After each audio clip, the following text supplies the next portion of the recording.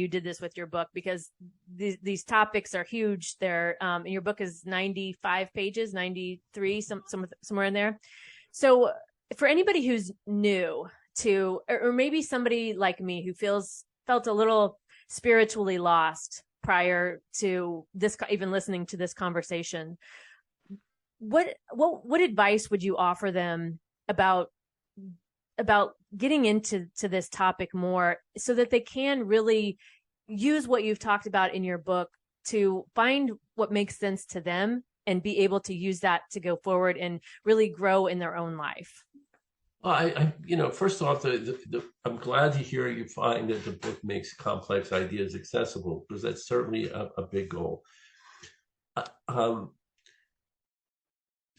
The answers are not going to come from outside. Right. Okay? The answers are going to be something that emerges within. Now, how do you facilitate that emergence? How do you facilitate that whole process? There are lots of, the book is honestly, I think the book is a great way to start. But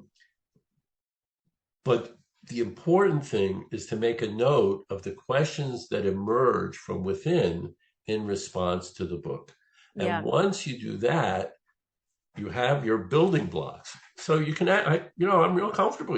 Ask me. But, I don't have all the answers, but I do have the kinds of questions that will point people to where they think they want to go. And there are other people, people complain about technology in a lot of ways. I mean, there are YouTube videos on everything from every perspective you want. There are podcasts, there are shows and things like that. You start in a particular direction, you'll be amazed at the resources that will turn up and become available to you. But you just have to start. Once you start, as total journey, longest journey starts with a single step. Once you start, things will start little by little falling into place. Yeah, and in my own life, what I found is when I ask the questions, the universe delivers the answers. Correct. Usually not in the way that I ever expect it, but I find myself being like, I just had that question, and now here's the answer. And so I agree, being willing to ask the questions is where it all begins. You had people who told you to stop asking questions. Yes, I did. And you asked them anyway. I did. Yeah, not everybody can do that. Yeah, I did. Because that made me more just defiant. What do you mean I can't ask the question? Right. Now I'm going to ask even more questions because you just told me I couldn't ask the one question.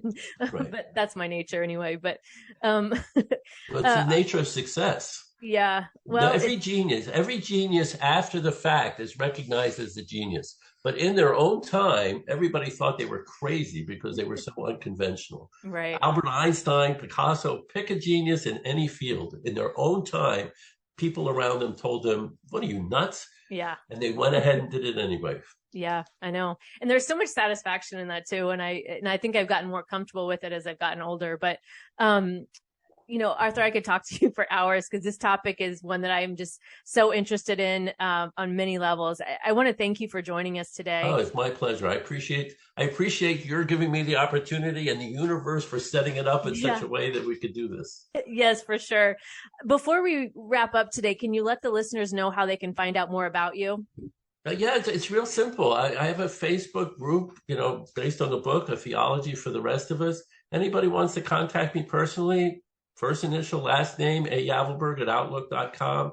One of the nicest things for me out of this whole book thing is the number of people with questions and this and that. And we get into exchanges. Oh, I didn't think of this and I didn't think of that. And oh boy, that's something to think about. It's exciting. And it's the same kind of excitement I had when teaching in terms of seeing students, digest things and think about things.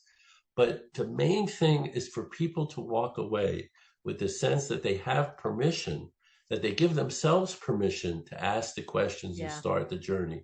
Yeah. Because even though it's going to be scary sometimes, and even though you're going to alienate some people that you thought were your friends, it's worth it because it's going to be exciting, and no pain, no gain. Right. Well, and the questions never stop. That's what I found in my own life. They're going to keep going. So, you can decide how long you want to put them off. But Arthur, again, I want to thank you for joining us, and I'll put the link. It's my pleasure.